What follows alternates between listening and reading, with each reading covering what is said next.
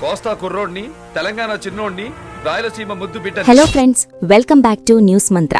ఈ రోజు మనం మాట్లాడుకోబోయే టాపిక్ ఒక మామూలు సినిమా గురించి కాదు. తెలుగు సినిమా ఇండస్ట్రీ రేంజ్ని, బాక్సాఫీస్ మార్కెట్ని అమాంతం పెంచేసిన ఒక సంచలనం గురించి. ఇప్పుడు మనం ఏ సినిమా చూసినా 100 కోట్లు, 200 కోట్లు, పాన్ ఇండియా అని రకరకాల పేర్లు చెప్పుకుంటున్నాం. కానీ అసలు మన తెలుగు సినిమా మార్కెట్ కెపాసిటీ ఏంటి అని ట్రేడ్ పండితులకు సైతం తొలిసారి కళ్లు తెరిపించిన అంకే 20 కోట్లు.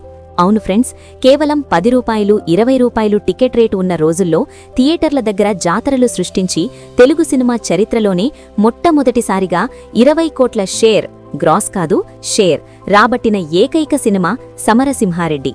నటసింహం నందమూరి బాలకృష్ణ గారి నట విశ్వరూపం, బి గోపాల్ మాస్ టేకింగ్, ఈ రెండూ కలిస్తే బాక్సాఫీస్ దగ్గర ఎలాంటి పేలుడు సంభవిస్తుందో ఈ సినిమా నిరూపించింది. అసలు ఈ సినిమా వెనక ఉన్న కాస్ట్ అండ్ క్రూ కష్టం ఏంటి? 20 కోట్ల క్లబ్ని ఈ సినిమా ఎలా ఓపెన్ చేసింది? సమరసింహారెడ్డి షూటింగ్ టైంలో, రిలీజ్ టైంలో జరిగిన ఆసక్తికరమైన విషయాలేంటి? ఈరోజు ఈ వీడియోలో మనం ఒక ఫ్యాన్ లాగా, ఒక సినిమా లవర్ లాగా కూర్చుని పక్కాగా మాట్లాడుకుందాం.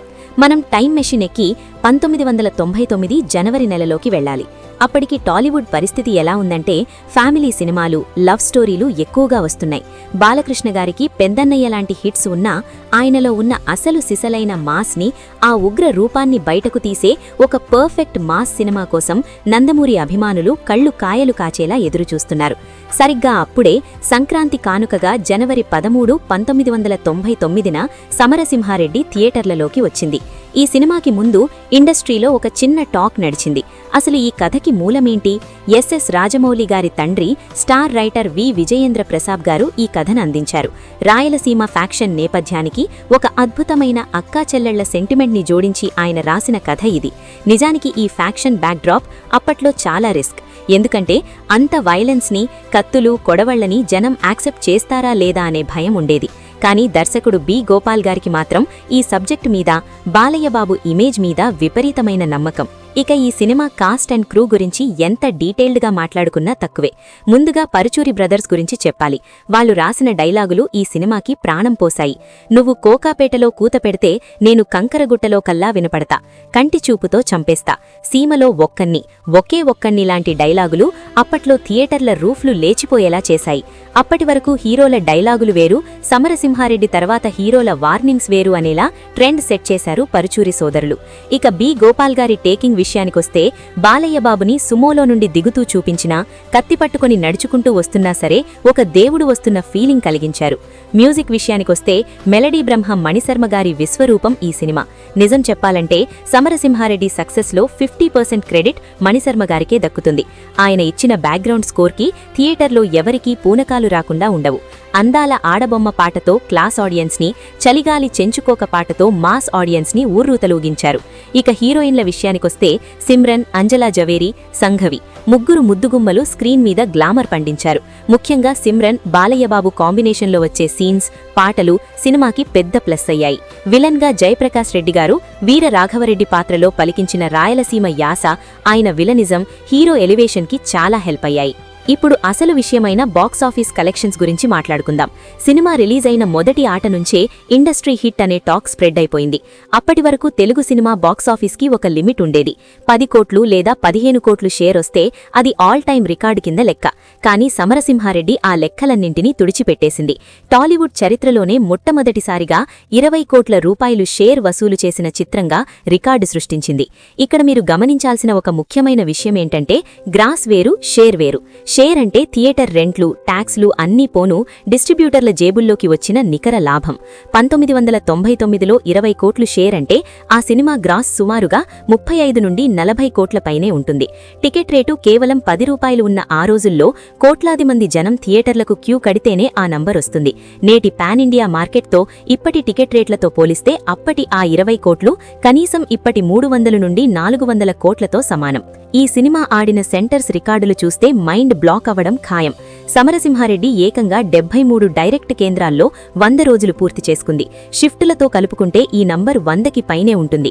ఇక సిల్వర్ జూబ్లీ అంటే 175 రోజుల విషయానికొస్తే ఏకంగా 29 కేంద్రాల్లో ఈ సినిమా 175 రోజుల ఆడి ఒక అజేయమైన రికార్డును నెలకొల్పింది.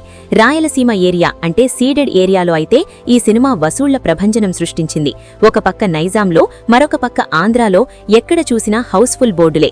సినిమా చూసిన వాళ్లే మళ్లీ మళ్లీ చూడటం వల్ల ఈ రేంజ్ కలెక్షన్స్ సాధ్యమయ్యాయి. ప్రొడ్యూసర్ చెంగల వెంకట్రావు గారికి ఈ సినిమాను కొన్న బయ్యర్లకు కాసుల వర్షం కురిసింది. పెట్టిన పెట్టుబడికి ఏకంగా 4-5 రెట్లు లాభాలు వచ్చాయి. ఈ సినిమా తర్వాత జరిగిన మార్పులు కూడా మనం ఖచ్చితంగా మాట్లాడుకోవాలి. సమరసింహారెడ్డి ఒక ట్రెండ్ సెట్టర్. ఈ సినిమా హిట్ అవ్వగానే టాలీవుడ్లో ఫ్యాక్షన్ సినిమాల వరద మొదలైంది. ప్రతి హీరో తొడలు కొట్టడం, సుమోలు గాలిలోకి లేపడం, కత్తులతో నరుక్కోవడం స్టార్ట్ చేశారు. కానీ అవి కేవలం ఫార్ములాను కాపీ కొట్టాయే తప్ప సమరసింహారెడ్డిలో ఉన్న ఆ ఆత్మని, ఆ ఎమోషన్ని మ్యాచ్ చేయలేకపోయాయి. బాలకృష్ణ గారు ఆ రాయలసీమ యాసలో, ఆ పంచకట్టులో, ఆ మీసకట్టుతో నడుచుకుంటూ వస్తుంటే ఉండే రాజసం వేరే ఏ హీరోకి రాలేదు. సెంటిమెంట్ పండించాలన్నా, రౌద్రం చూపించాలన్నా తన తర్వాతే ఎవరైనా అని బాలయ్యబాబు ఈ సినిమాతో నిరూపించారు. అలాగే షూటింగ్ టైంలో ఒక ఫన్నీ ఇన్సిడెంట్ కూడా జరిగింది. బాలకృష్ణ గారు తొడకొట్టే సీన్ ఒకటుంటుంది. ఆ సీన్ చేసేటప్పుడు నిజంగానే గట్టిగా తొడకొట్టడంతో ఆయన కాలు కమిలిపోయిందట. అయినా సరే పెయిన్ని పక్కన పెట్టి ఆ షాట్ కంప్లీట్ చేశారు.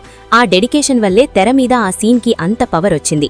అలాగే సెకండ్ హాఫ్లో బాలకృష్ణ గారు ఒక సాదాసీదా పనివాడిలాగా దాసు పాత్రలో ఉన్నప్పుడు ఆయన కళ్లల్లో కనిపించే ఆ అమాయకత్వం, ఫ్లాష్ బ్యాక్లో కనిపించే ఫెరోషియస్ లుక్, ఈ 2 వేరియేషన్స్ని హ్యాండిల్ చేయడం చాలా కష్టం. కానీ ఒక కంప్లీట్ యాక్టర్గా ఆయన ఆ పాత్రల్లో పరకాయ ప్రవేశం చేశారు. ఫైనల్గా చెప్పాలంటే ఫ్రెండ్స్, సమరసింహారెడ్డి కేవలం ఒక సినిమా కాదు, తెలుగు సినిమా కమర్షియల్ చరిత్రలో ఒక అధ్యాయం. 20 కోట్ల క్లబ్ను ప్రారంభించి తెలుగు సినిమా మార్కెట్ ఏంటో ట్రేడ్ వర్గాలకు పరిచయం చేసిన సినిమా. దశాబ్దాలు గడిచినా సరే ఈ సినిమా తాలూకు ఇంపాక్ట్ ఇంకా ఫ్యాన్స్ గుండెల్లో అలానే ఉంది. ఈరోజు టీవీలో వచ్చినా సరే రేటింగ్స్ అదరగొడుతుంది అంటేనే ఈ సినిమా స్టామినా ఏంటో అర్థం చేసుకోవచ్చు. మరి ఆ రోజుల్లో ఈ సినిమాను మీరు ఏ థియేటర్లో చూశారు? అప్పట్లో మీ ఊళ్ళో ఎన్ని రోజులాడింది?